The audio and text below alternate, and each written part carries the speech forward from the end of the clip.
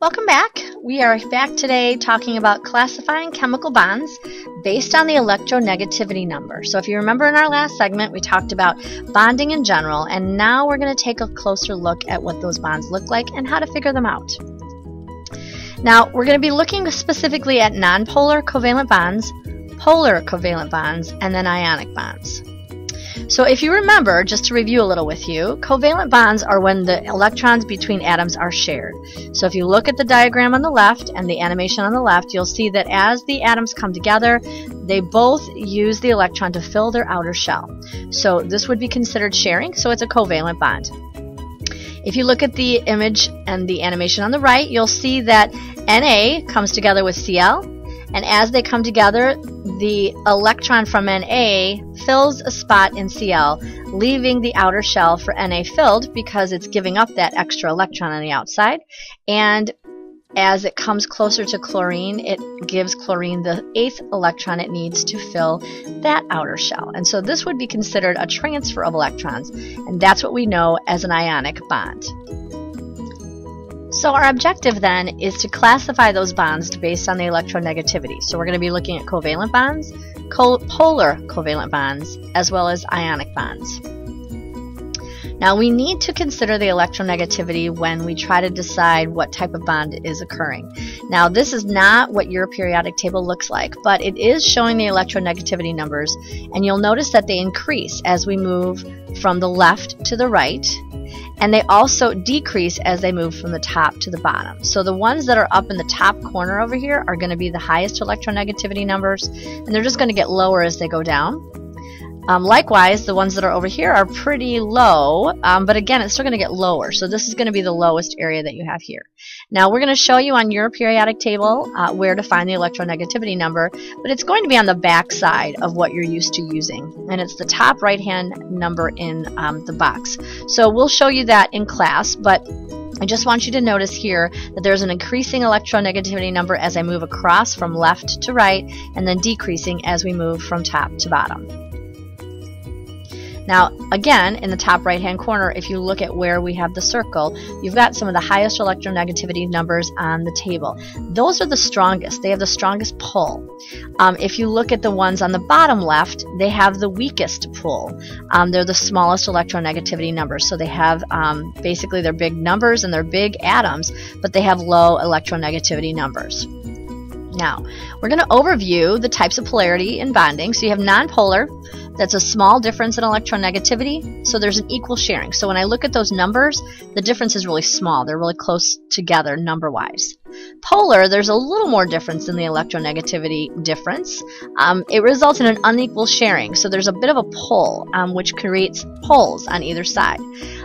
Then the ionic bond is a considerable difference in the electronegativity. So these are going to be farther away on the periodic table. It's going to result in a transfer of electrons instead of a sharing. So if we look at these a little bit more specifically, again, nonpolar is a small difference in electronegativity. And so when we look at nonpolar, we're looking for a difference of 0 to 0.4. There is no polarity as a result of the sharing, so neither atom has a strong enough pull to create a pole or a positive-negative side, if you will. If we look at polar bonds, there's more difference in the electronegativity, so they're going to be a little farther away on the chart. There's shared electrons with an unequal sharing, where there's a slight polarity that results from that sharing. So one atom would have a stronger pull than the other, pulling the electrons towards them. Electronegativity is how strong the pull it has. It creates a slightly negative and positive side. So the numbers we're looking for in the difference in electronegativity is 0.4 to 2.0. Now the 0.4s here are the top end and the low end. So when you get to that point, you're going to have perhaps a slight pull. But really we're going to basically call it, most of the time you're going to end up with it being a little smaller than 0.4 and a little bigger than 0.4 here. Last, we have the ionic bond, and then there's a considerable difference in electronegativity. Here, you're often going to find atoms that are on opposite sides of the periodic table. Not necessarily complete opposites, but there's much more distance between them. Ionic bonds are basically a transfer of electrons, and because of that, the atom will have a charge. It's known as an ion, which is where the connection between the ionic bond and the ion lies. And basically what you'll find is that there will be a charge at the end of the molecule creating poles, so a positive side and a negative side.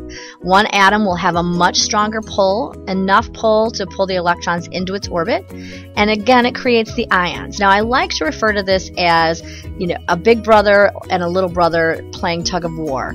If there's a big brother who weighs 200 pounds and a little brother who weighs 50 pounds, that big brother is going to be able to pull that rope and pull it away from the little brother. So as that happens, it's similar to what the atoms can do to the electrons of a smaller atom. Well, actually, sometimes the atoms are bigger, but the electronegativity or the strength it has is much weaker. So the stronger atoms or the bigger electronegativity numbers will pull the electrons away from the ones that are much smaller. So here, we're looking at a difference in electronegativity that is greater than 2.0. So when it's greater than 2.0, we are going to consider it ionic, where there's an actual transfer of electrons. Now, this is an example of a bond. This is how we look at it as the atomic level, and using the valence electrons or the dot structures. You'll see we've got fluorine here and oxygen as the yellow, so fluorine is the black.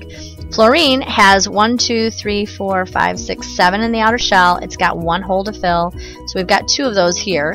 You also have oxygen here that has 1, 2, 3, 4, 5, 6. It has 2 holes to fill. So when these come together, they're either going to share these electrons or one is going to take it from the other. And the way to figure the difference out is to look at the difference in the electronegativity. Now, if we look at the whole structure without looking at all the dots and everything, this is what you might see as a representation of a molecule. So, again, bonding is the degree of polarity, so how electrons are shared or transferred. We have nonpolar, which is an even sharing, polar, which is an uneven sharing, so both of those are covalent, and then ionic, which is an actual transfer of electrons from one atom to another. Remember that the differences are how we figure this out. So nonpolar bonds, or the even sharing, is 0 to 0.4, polar is 0.4 to 2.0, and ionic is greater than 2.0. When we keep this in mind, again, it comes down to what the degree of sharing is. Now for ease, we're going to keep these numbers rounded. So oxygen is technically 3.44, or yes, and so we're going to round it to 3.5 just to make the number a little easier to deal with. And 4.0 is what we're going to round fluorine to. So we're going to be looking at the values here. Now, where the electrons are, they're either going to be shared evenly, shared unevenly, or stolen. So, fluorine is another example that we're going to show you. Here, fluorine has an electronegativity of 4.0 and 4.0. The EN difference, or the electronegativity difference, is between the 0.0 and the 0.4, because if we do the math here, 4 minus 4 gives us 0. So there is no difference in electronegativity. So this is an even sharing of electrons between 2 atoms of fluorine. So it's a nonpolar covalent bond. Now if we look back at our first example of oxygen, and we've got your oxygen electron here and you've got your fluorine electron here, if I look at the difference, basically the difference is going to be 0.5. So because it's greater than 0.4, it's going to be considered a polar covalent bond. So they're still sharing, but there's a slight pull. And because fluorine is bigger, fluorine is going to pull the electron towards it, creating a slightly negative charge. So that's what it looks like. Oxygen basically is going to be pulled towards fluorine, creating a little bit of a negative charge here. And then the oxygen is going to be left with a slightly positive charge. And they're very, very slight charges here.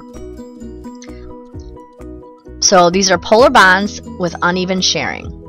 Now stealing or taking of electrons is what we know as a transfer, and we have ions that are created because of this. So if we have calcium, which is a pretty big atom, it has a small electronegativity number. We're going to round it to 1.0. Oxygen is a much smaller atom, but it has a higher electronegativity number, which means it's got a stronger pull. So as these two come in contact with each other, the two outer electrons that calcium has are going to be transferred to the outer shell of oxygen. And we can tell this because these numbers are pretty big in their difference. You can just tell by looking at them. And calcium is all the way on the left side of the periodic table, while oxygen is almost to the far right. So knowing that, basically the difference is greater than 2.0 and an ionic bond is formed in this case. Now, just to summarize for you, remember that we're looking at sharing electrons or transferring electrons. So sharing, we have nonpolar, which is an even sharing, so there is no real pole on either side, no charge. A polar bond is an uneven sharing, and both of these are considered covalent bonds. With the ionic bond, it's considered a transfer of electrons, and the numbers that you're looking for to figure this out is the difference in electronegativity. So nonpolar would be 0 to 0.4, polar would be a difference of 0.4 to 2.0, and ionic is greater than 2.0. So remember, the farther apart the numbers are, the more of a pull and there's more of a charge that's created. That should do it. Our next segment is going to give you some practice, so stay tuned and we'll see you as we move on next time.